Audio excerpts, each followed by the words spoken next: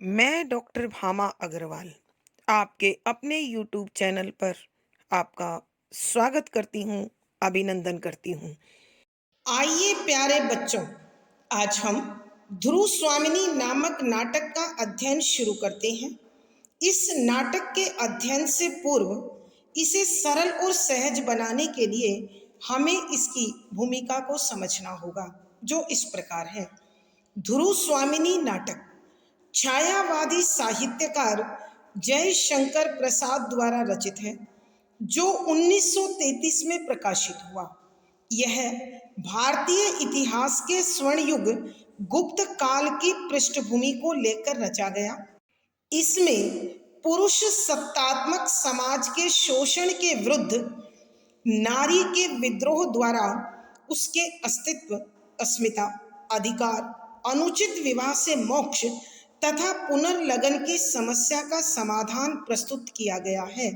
यहाँ समुद्रगुप्त की मृत्यु से लेकर चंद्रगुप्त के राजा बनने तक के समय के घटनाक्रम को 3 भागों में विभाजित किया गया है। पात्र सूची: ध्रुव स्वामिनी, मंदाकिनी, कोमा, चंद्रगुप्त, रामगुप्त, शिखर स्वामी, पुरोहित, शकराज, खिंगिल, मिहिरदेव, सामंत कुमार, शक सामंत, प्रतिहारी, प्रहरी, दासी, कुबड़ा, बोना, हिजड़ा, नर्तकियां। प्रथम अंक इस प्रकार है। द्वितीय दृश्य के कुछ स्मरणीय बिंदु इस प्रकार हैं। नंबर 1, दूसरे दृश्य के आरंभ में शक दुर्ग के बगीचे में कोमा बड़े प्रेम से पौधों की देखभाल कर रही है। नंबर 2, कोमा अपने हृदय में समाये शकराज के प्रेम से पुलकित यौवन को बसंत का उत्सव मानती है और अपने मनोभाव एक गीत के रूप में व्यक्त करती है।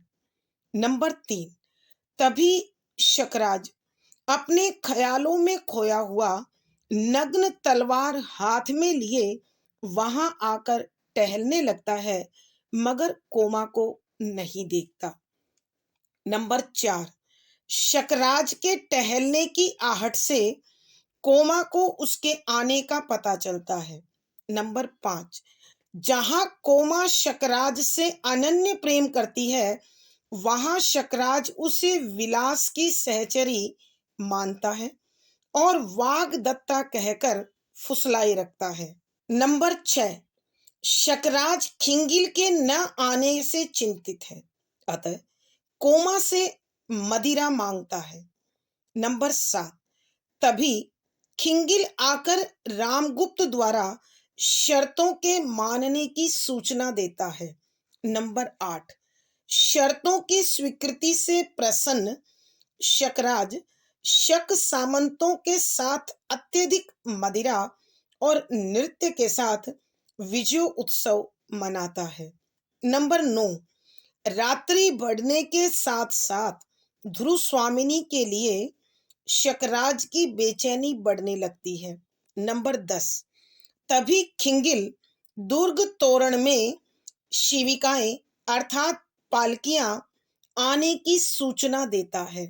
नंबर 11, खिंगिल शकराज से ध्रुव स्वामिनी की एकांत में मिलने की इच्छा के विषय में बताता है। नंबर 12, शकराज ध्रुव स्वामिनी का मजाक उड़ाते हुए उसकी इच्छा स्वीकार कर एकांत में मिलने को राजी हो जाता है।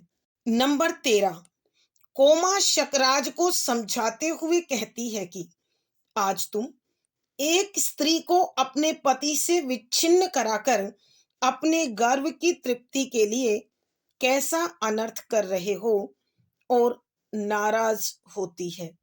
नंबर 14, शकराज इस दुष्कर्म को राजनीतिक प्रतिशोध कहकर टालता है। नंबर 15, शकराज कोमा के इस वार्ता के समय आचार्य मिहिरदेव आ जाते हैं और वह इस दुष्कर्म को अनुचित ठहराते हैं। नंबर 16, कामुक शकराज उनकी अवहेलना करता है तो वो जाने लगते हैं। नंबर 17, उसी समय आकाश में विचरते नील लोहित धूमकेतु को देखकर अमंगल की सूचना देते हैं। नंबर 18, ध्रुव स्वामिनी के वेश में चंद्रगुप्त और ध्रुव स्वामिनी शकराज के समक्ष असली ध्रुव स्वामिनी होने का नकली दावा कर उसे भ्रमित करते हैं। नंबर 19, तभी चंद्रगुप्त असली वेश में आकर शकराज को द्वंद्व युद्ध के लिए ललकारता है। नंबर 20, शकराज मारा जाता है तभी मगध सामंत किले पर अधिकार कर लेते हैं। नंबर 21, सभी ध्रुव स्वामिनी की जय हो के नारों के साथ दुर्ग में प्रवेश करते हैं और पर्दा गिरता है। आइए प्यारे बच्चों, अब हम इस दूसरे अंक के पदों की व्याख्या के द्वारा इसकी विषय वस्तु को समझने की कोशिश करते हैं। पद संख्या 37, मिहिरदेव निश्वास लेकर आकाश को देखते हुए, यहाँ तेरी भलाई होती तो मैं चलने के लिए न कहता।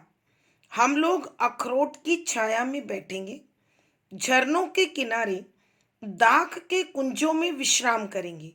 जब नीले आकाश में मेघों के टुकड़े मानसरोवर जाने वाले हंसों का अभिनय करेंगे, तब तू अपनी तकली पर ऊन काटती हुई कहानी कहेगी और मैं सुनूंगा। प्रसंग, प्रस्तुत पंक्तियां छायावादी साहित्यकार श्री जयशंकर प्रसाद जी द्वारा रचित ध्रुव स्वामिनी नामक नाटक के दूसरे अंक से ली गई हैं।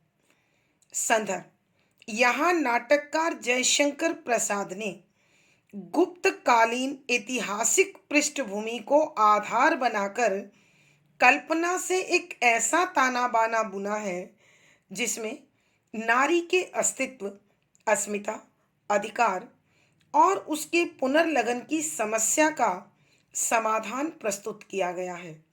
यहाँ उस दृश्य का वर्णन है जिसमें शकराज ध्रुव स्वामिनी के लिए प्रेम से भरी कोमा के हृदय को तोड़ देते हैं, और जब कोमा शकराज को समझाती है कि राजनीति के प्रतिशोध में किसी भी नारी के अस्तित्व को कुचलना, उसके सम्मान को भंग करना किसी भी दृष्टि से उचित नहीं है, तो उसी समय मिहिर देव आ जाते हैं। और जब वो भी शकराज को समझाने पर थक जाता और शकराज उन्हें भी सुनने को तैयार नहीं है, मिहिर देव कोमा को अपने साथ ले जाने के लिए प्रेरित करते हुए कहते हैं कि व्याख्या, शब्दों के अर्थ साथ साथ निश्वास लेकर, लंबी सांस लेकर, आकाश आसमान की ओर देखते हुए, कि मिहिर देव लंबी सांस लेकर आसमान की ओर देखते हुए कोमा को कहते हैं, यहाँ तेरी भलाई होती तो मैं चलने के लिए न कहता।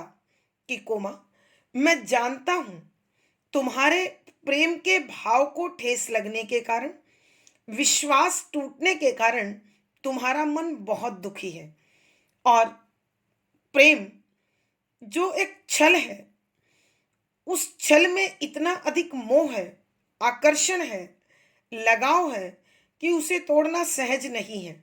लेकिन फिर भी कोमा, मैं तुम्हारी भलाई का विचार करते हुए तुम्हें यहाँ से ले जाना चाहता हूँ। यदि इस दुर्ग में रहकर तुम्हारे लिए अच्छा होता तो मैं तुम्हें कभी भी अपने साथ चलने के लिए नहीं कहता।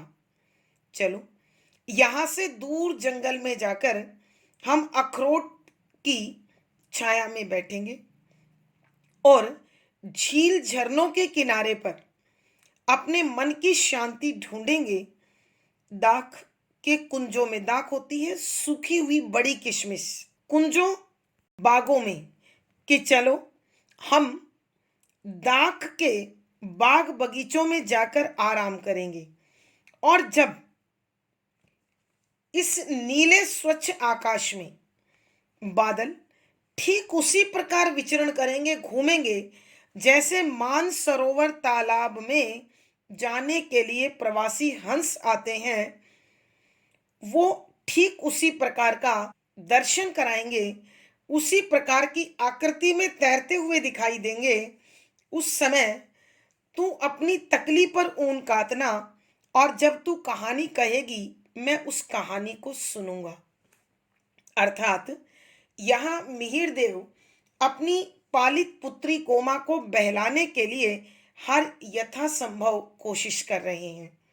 आइए बच्चों, हम एक बार फिर इस पद की व्याख्या करते हैं।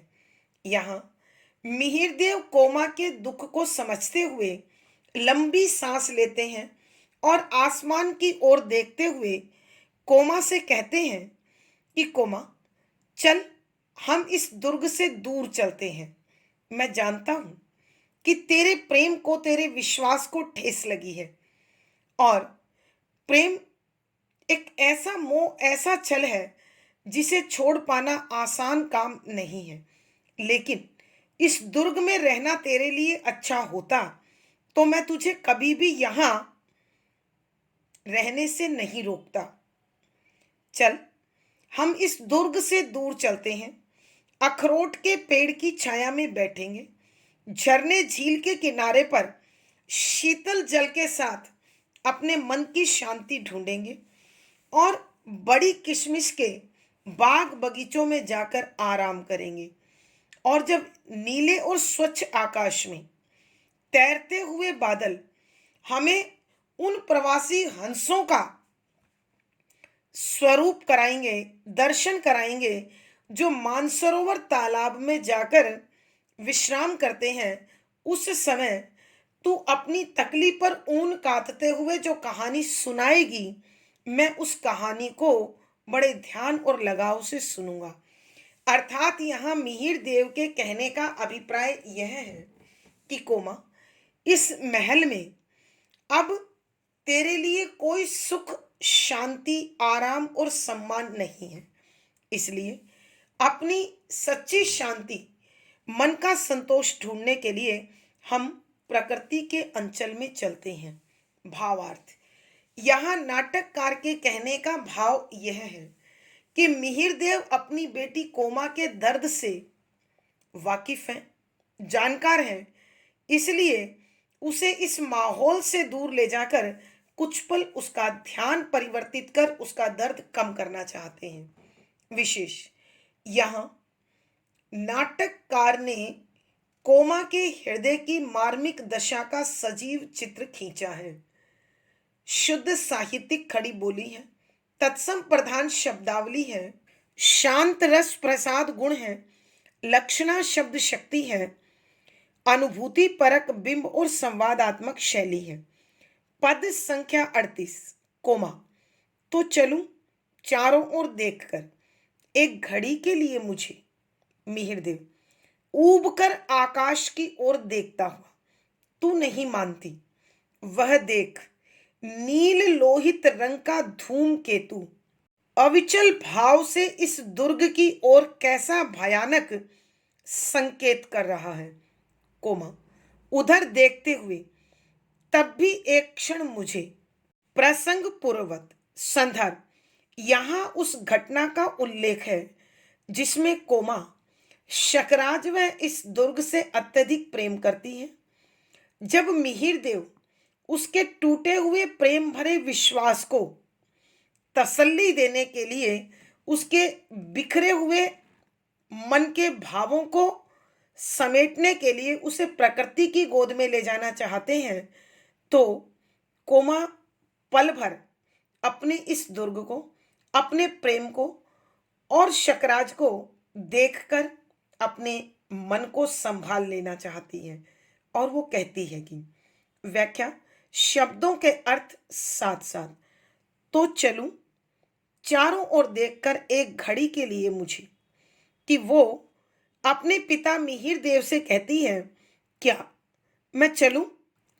वो चारों ओर इस आशा भरी दृष्टि से देखती है कि शायद शकराज को अपनी गलती का एहसास हो और उसे जाने से रोक ले।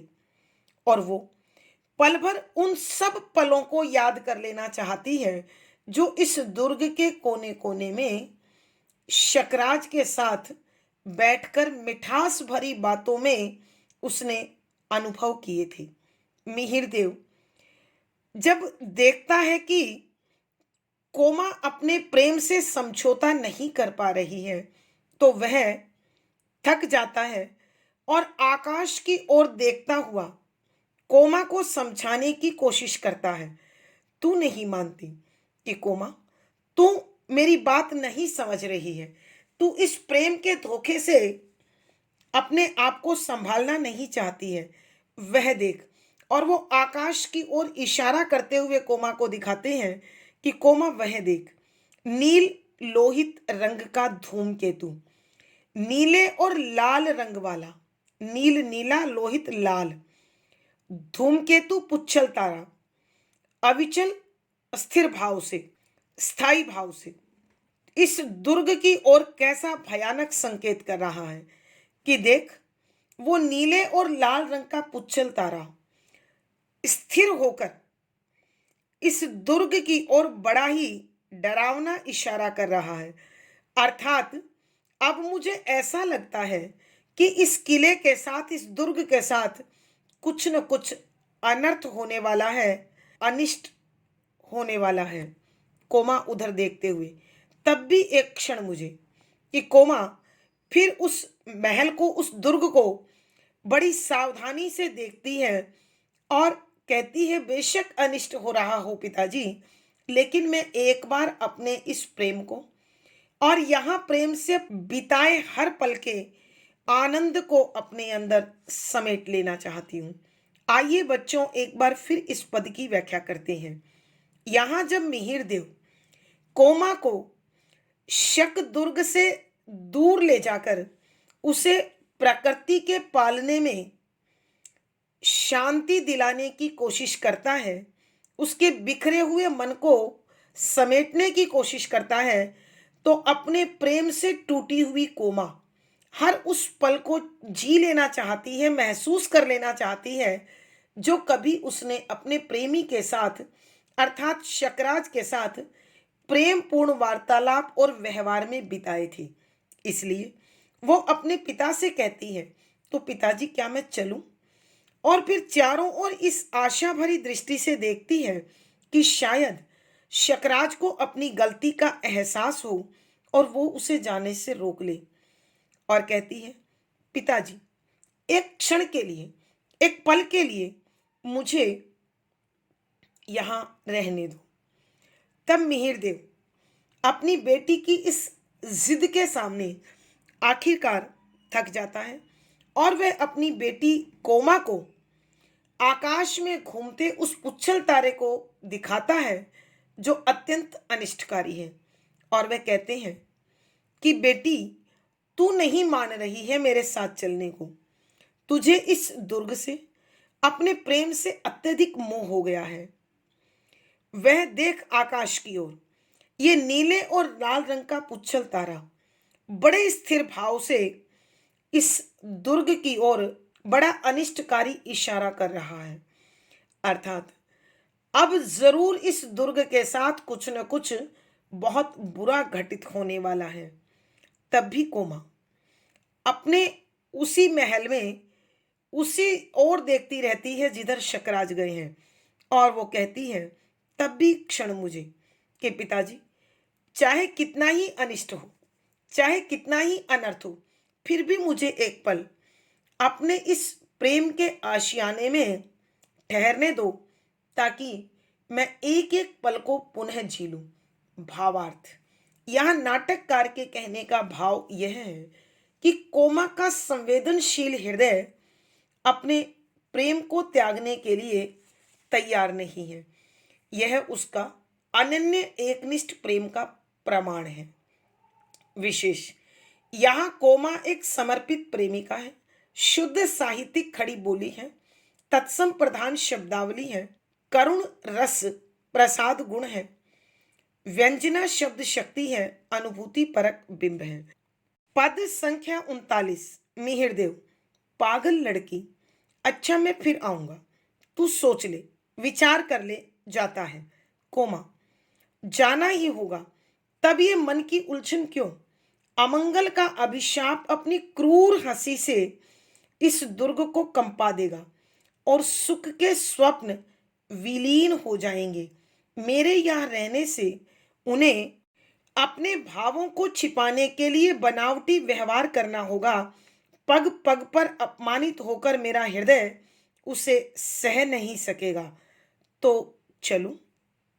प्रसंग पूर्ववत संदर्भ, यहाँ उस घटना का वर्णन है जब मिहिर देव अपनी बेटी कोमा के टूटे हुए प्रेम भरे विश्वास को देखकर, समझकर, महसूस कर उसे अपने साथ प्राकृतिक अंचल में ले जाना चाहते हैं, ताकि वह इस प्रकृति के साथ अपने इस दर्द को समेट सके, कुछ शांत कर सके। तब मिहिर देव कोमा को समझाते हुए कहते हैं कि व्याख्या, शब्दों के अर्थ साथ साथ। पागल लड़की, अच्छा मैं फिर आऊंगा, कि तू पागल है कोमा, तू प्रेम में दीवानी हो चुकी है, पागल हो चुकी है। तेरी बुद्धि सोचने समझने में तेरी सहायता नहीं कर रही है। अच्छा मैं फिर आऊंगा, तब तक तुम विचार कर ले, सोच ले कि तुझे क्या करना है। और फिर मिहिर देव वहां से चले जाते हैं। फिर कोमा अपने आप से बात करती है और कहती है कि जाना ही होगा, कि अब इस दुर्ग में मेरा क्या काम है, मेरा क्या अस्तित्व है, जब मेरे प्रेमी हृदय में ही मेरे लिए प्रेम नहीं बचा, तो इस दुर्ग में स्थान पाकर मैं क्या करूंगी? तब ये मन की उलझन क्यों, कि जब इस प्रेम संबंध को तोड़ना ही है, तो मन में कश्मकश कैसी, उलझन कैसी, यह चिंता और परेशानी क्यों हो रही है? अमंगल का अभिशाप अपनी क्रूर हंसी से इस दुर्ग को कंपा देगा, कि जो पिताजी यह धूमकेतु दिखा रहे हैं, पुच्छल तारा दिखा रहे हैं, यह बड़ा नाशकारी है, विनाशक है। अभिशाप, श्राप, क्रूर, कठोर, भयानक हंसी, व्यंग की हंसी दुर्ग को कंपा देगा, कि यह जो अनिष्टकारी श्राप इस दुर्ग को स्थिर भाव से देख रहा है और अनिष्ट का इशारा कर रहा है, यह बहुत जल्द इस पूरे के पूरे दुर्ग को हिलाकर रख देगा, अर्थात इसकी व्यवस्था को, और इसमें समाये सारे सुख नष्ट हो जाएंगे और सुख के स्वप्न विलीन हो जाएंगे। कि महाराज शकराज ने ध्रुव स्वामिनी के साथ जो सुख के सुनहरे स्वप्न देखे हैं, वो इस अनिष्टकारी पुच्छल तारे के कारण बहुत जल्द खत्म हो जाएंगे। और फिर कोमा, एक और बात, कि यदि मैं यहां पर रही तो शकराज को अपने मन के भाव छिपाने पड़ेंगे। वो मुझसे प्रेम का प्रदर्शन करेंगे और ध्रुव स्वामिनी के प्रति अपने भावों को मुझसे छिपाएंगे, तो उनका जो व्यवहार होगा वो सच्चाई भरा नहीं होगा, वास्तविक नहीं होगा, कृत्रिम होगा। और मैं भी उनके इस व्यवहार के कारण हर कदम पर अपमानित महसूस करूंगी, लज्जित अनुभव करूंगी, और ऐसा भाव मेरा प्रेमी हृदय नहीं सह पाएगा। तो अच्छा यही है कि मैं अपने पिता मिहिर देव के साथ यहां से चली जाऊं। आइए बच्चों, एक बार फिर इस पद की व्याख्या करते हैं। जब मिहिर देव देखते हैं कि बेटी का प्रेम से भरा हृदय अपने इस प्रेम स्थल को छोड़ने के लिए उलझन में है, कश्मकश में है, तो मिहिरदेव कहते हैं पागल लड़की, कि हे मेरी प्यारी बेटी कोमा, तू इस प्रेम में पागल हो चुकी है, दीवानी हो चुकी है, तुझे अपना शुभ अशुभ दिखाई नहीं दे रहा है। अच्छा मैं अब जाता हूं, और तू सोच विचार कर ले, जैसा तेरा मन करे वैसा करना, और फिर मिहिरदेव वहां से चले जाते हैं। फिर कोमा अपने आप से बात करती है कि मुझे यहां से जाना ही होगा। और फिर जब जाना ही है तो मेरे मन में ये चिंता, ये तनाव, ये परेशानी, ये कश्मकश, ये उलझन किस लिए है कि जो कार्य करना है वो तुरंत क्यों ना किया जाए। और फिर अमंगल का अभिशाप अपनी क्रूर हंसी से इस दुर्ग को कंपा देगा कि यह जो अनिष्टकारी नक्षत्र इस दुर्ग की ओर ऐसा भयानक संकेत कर रहा है, यह बड़ी कठोरता से जो अपनी हंसी हंस रहा है, निश्चित रूप से इसकी हंसी इस दुर्ग में कंपन पैदा कर देगी। अर्थात यहाँ के सारे आनंद, सारी व्यवस्था, सारे सुख नष्ट कर देगी। और उसी के परिणाम स्वरूप महाराज शकराज ने ध्रुव स्वामिनी के साथ जीवन जीने के जो सुखमय स्वप्न देखे हैं, सपने सजाए हैं, वो बहुत जल्द कहीं खो जाएंगे। और फिर कोमा एक बात और भी है, अगर मैं यहाँ रहती हूँ तो महाराज शकराज को अपने झूठे प्रेम प्रदर्शन में ध्रुव स्वामिनी के प्रति अपने सच्चे और असली भाव छिपाने पड़ेंगे। और तू भी हर कदम पर अपने प्रेम के हाथों लज्जित होगी, अपमानित होगी। तो इससे अच्छा यही है कि शकराज ध्रुव स्वामिनी के प्रति अपने खुलकर भाव प्रकट कर सके और मैं अपमानित होने से बच जाऊं। तो मुझे अब इस दुर्ग से जाना ही होगा। भावार्थ, यहाँ नाटककार के कहने का भाव यह है कि कोमा का प्रेमी हृदय जाने और ना जाने, प्रेम पाने और छोड़ने की कशमकश से उलझा हुआ है। विशेष यहाँ कोमा के हृदय की वास्तविक स्थिति का दर्शन कराया है। शुद्ध साहित्यिक खड़ी बोली है, तत्सम प्रधान शब्दावली है, व्यंजना शब्द शक्ति है, प्रसाद गुण है, अनुभूति परक बिंब और संवादात्मक शैली है। पद संख्या 40। शकराज प्रवेश करके कोमा, कोमा जाती हूं राजा। शकराज कहा, आचार्य के पास। मालूम होता है कि वे बहुत ही दुखी होकर चले गए हैं। कोमा धूमकेतु को दिखाकर, उन्होंने मुझसे कहा है कि तुम्हारे दुर्ग में रहने से अमंगल होगा। प्रसंग पूर्ववत संदर्भ, यहाँ उस घटना का वर्णन है जिसमें कोमा अंततः दुर्ग छोड़कर जाने का निर्णय कर लेती है और तभी वहां शकराज प्रवेश करते हैं। और फिर कोमा और शकराज में जो बातचीत हो रही है, यहाँ उसका दर्शन कराया गया है। व्याख्या, शब्दों के अर्थ आवश्यकता के अनुसार। प्रवेश, अंदर आना, कि शकराज उसी समय दरबार में आते हैं और सामने कोमा को देखकर बोलते हैं कोमा। और कोमा उनके प्रश्न का उत्तर देते हुए कहती है, महाराज मैं इस दुर्ग को छोड़कर जा रही हूं। तब शकराज कोमा से पूछते हैं कि तुम कहां जाओगी, क्या आचार्य के पास जा रही हो? वो यहां नहीं है। मुझे ऐसा लगता है कि मेरे व्यवहार से, मेरी कटुता से दुखी होकर आचार्य यहां से चले गए हैं। और फिर कोमा शकराज को आकाश में विचरते उस नीले और लाल पुच्छल तारे को दिखाती है और बताती है कि पिताजी ने बताया है कि अगर मैं इस महल में रही तो यहाँ बहुत भारी अमंगल होने वाला है, अनिष्ट होने वाला है, अनर्थ होने वाला है। तो महाराज मैं इस महल से जा रही हूँ। आइए बच्चों एक बार फिर इस पद की व्याख्या करते हैं। यहाँ जब कोमा अपनी कश्मकश में उलझी हुई थी तो वहां शकराज आते हैं और आकर पूछते हैं कोमा। कोमा उनके प्रश्न का उत्तर देते हुए कहती है कि महाराज मैं यहां से जा रही हूं। तब शकराज कोमा से कहते हैं कि तुम कहां जा रही हो? महल में रहो, आचार्य के पास जा रही हूं और मुझे ऐसा लगता है कि आचार्य जो तुम्हें छोड़कर चले गए हैं या वो इस महल से निकल गए हैं, वो बहुत दुखी होकर गए हैं। तब कोमा आकाश में विचरते धूमकेतु को दिखाते हुए शकराज से कहती है कि देखो इसे दिखाकर पिताजी ने मुझे बताया है कि इस दुर्ग में मेरे रहने से बड़ा अमंगल होगा, अनिष्ट होगा, अनर्थ होगा। इसलिए महाराज मैं यहाँ से जा रही हूँ।